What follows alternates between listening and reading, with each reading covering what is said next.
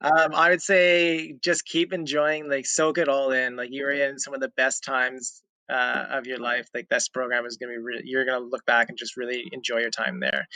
My biggest thing that was a learning curve for me entering into semester, or not, you're in semester one, but into year two.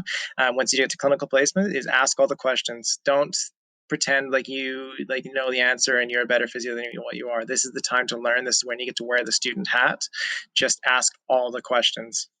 Yeah, I agree. Just really like soak it up. And when you get a break from studying, or those semester breaks, like go and get traveling, like book some flights up to the Whitsundays and Cairns and Tasmania, and just honestly forget about the money. It will flow in later, and just spend it. Like just do what you want. Buy your coffees out, like buy 10 coffees a day.